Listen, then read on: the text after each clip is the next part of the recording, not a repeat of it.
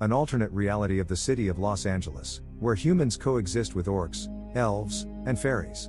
Officer Daryl Ward is out on the streets with his partner, Nick Jakoby, the world's first orc cop. Jakoby is grabbing a burrito when an orc gangster emerges from a shop and blasts Ward with a shotgun. Later, Ward is ready to go back to the force.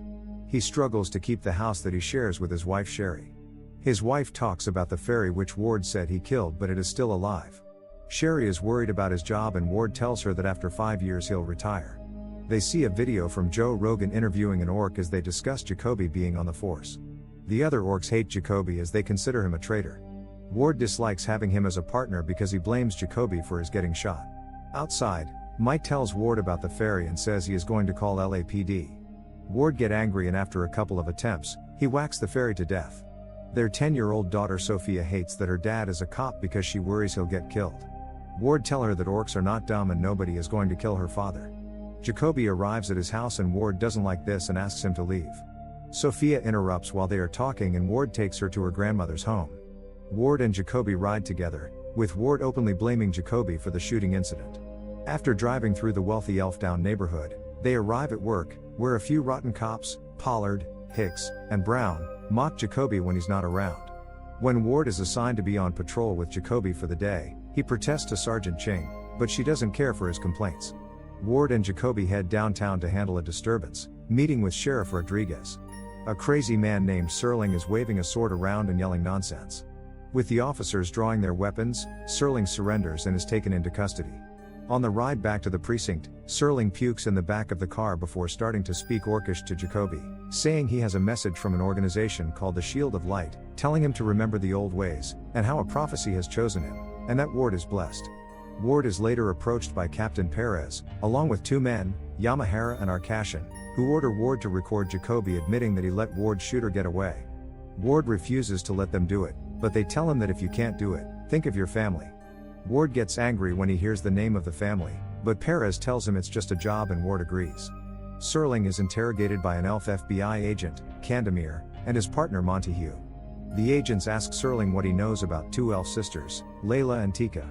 Serling knows that Layla is a dark elf, part of the Inferni clan that wants to resurrect the Dark Lord, an evil entity that was defeated 2,000 years earlier by the 9 armies. Layla and her minions want to bring him back to unleash darkness upon the world with the use of 3 magic wands. Layla is a bright, meaning she can wield a wand without it destroying her. Montague says they need to find Tika to set a trap for Layla. On the night patrol, Ward tries to get Jakoby to confess to the incident when they are alerted to something going on at a house on Abrams Street. They arrive and are shot at by an unseen assailant. After a shootout, the officers kill the assailant. They head inside the house and find dead bodies, including a few that look like they were burned alive. They find a girl struck with the wall which indicates the use of the magic wand, and Ward calls for the backup. They see a girl named Tika who is trying to escape but the pair catch her. She has the magic wand and asks them to save her before Dark Elf arrives for the wand. Officer Ching and the other cops arrive there.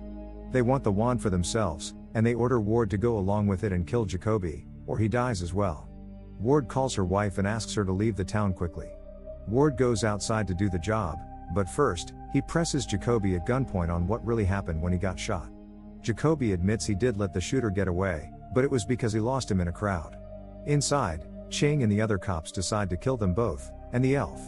He thought he cornered the guy in an alley, but it was just a young orc spray painting the side of a building.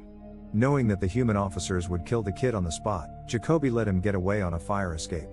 Moments later, Ching and the officers step outside.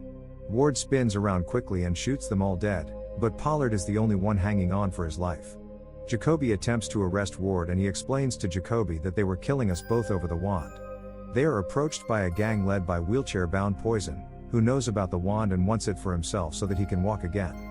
The wheelchair says the wand belongs to my people and asks Ward to give it to him. Ward and Jakoby take Tika and head into their van as the gangsters start attacking. The gangsters shoot at them, but Ward and Jakoby are able to shake most of them off. The gangsters start chasing them and during the chase, Ward attacks all the gangsters one by one. As Ward shoots the truck driver with an electric pulse, the truck crashes and the officers drive away. They find a place to hide briefly until Tika asks them to find another route. Ward asks her to calm down and their car crashes with a magic shield. On the other hand, Candemir and Montague also get the news of Wand and Layla's arrival. Layla and her minions arrive at the Abrams house and find Pollard dying before Layla finishes the job. She then finds another Inferni elf, Larica, who is stuck to the walls. She tells Layla that Tika got away with the wand, and she slashes Larica's throat. The elves then come across a family that they kill for more information on the wand's whereabouts. After getting the information, she killed everyone in the house. Ward, Tika, and Jakoby were attacked by another group of troops.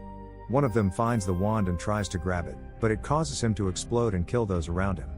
Candemir and Montague later come upon the crime scene at the Abrams house, and Candemir knows Layla has lost the wand, making her vulnerable. Ward, Jakoby, and Tika walk through a sleazy orc/human strip club. Poison and his gang find them and once again threaten them for the wand, but Layla and her minions show up and slaughter Poison and his gang.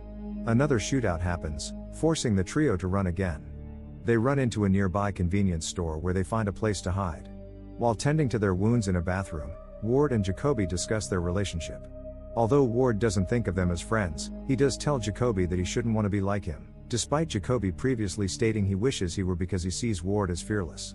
Rodriguez shows up to the store after hearing about Ward killing the officers. He orders Ward to cuff Jakoby since everyone suspects him anyway, and Jakoby willingly relents. Rodriguez is then shot dead as the elves drive up and crash through the store, shooting at the cops. The trio fight back, shooting at the elves before getting away. The trio are then found by a group of orc gangsters belonging to the Fogteeth clan. After Ward mocks them, they get beaten and dragged to a church that serves as their lair. The orcs bring them to their leader, Dorgu. He wants the wand as well, and he mocks Jakoby for being unblooded and accepted by the other orcs as one of their own. After the cops refuse to give up the wand, Dorgu orders them to be executed. The guards drag Ward and Jakoby to a pit, and Dorgu orders his son Mikey to execute Jakoby. However, Mikey can't bring himself to do so, because he is the young orc that Jakoby let get away. Dorgu allows Mikey to go home, and Dorgu shoots Jakoby, letting his body fall into the pit. Tika then pulls out the wand and uses it to resurrect Jakoby and raise his body up. The other orcs are astonished and kneel before Jakoby, believing him to be the one the prophecy spoke of. The three then leave. Tika then speaks English for the first time, now that she knows she can trust Ward and Jakoby. She explains that she took the wand because she knew Layla wanted to bring back the Dark Lord, and she had sent Larica to kill her, but Tika took the wand herself. The use of the wand took a toll on her, and it's starting to kill her. She tells them that the Shield of Light can help them if they take her to a pool back at the Abrams house. Ward and Jakoby bring Layla back to the house. Layla and the other Dark Elves show up and battle the cops. Ward and Jakoby manage to kill the elves, and Jakoby appears to shoot Layla dead. They then take Tika to the pool beneath a tree, but Layla emerges, still alive. When she tries to get the wand, Ward grabs it himself. It starts to glow, and he doesn't explode, meaning he is a bright. Tika tells him a war word to cast a spell, which Ward repeats, causing the wand to blast Layla to smithereens. Outside, authorities arrive just as they witness the explosion. Ward and Jakoby look for Tika, but she's gone. The officers are in the hospital and are approached by Candemir and Montague. Although Jakoby tries to explain everything that happened, Ward denies that there was ever a wand, and that gangsters killed the corrupt officers. In the final scene, Ward and Jakoby are commemorated for their heroism. Sherry and Sophia are there to support Ward, while he and Jakoby notice Tika walking among the crowd. Thanks for watching and make sure to press the subscribe button for more amazing videos.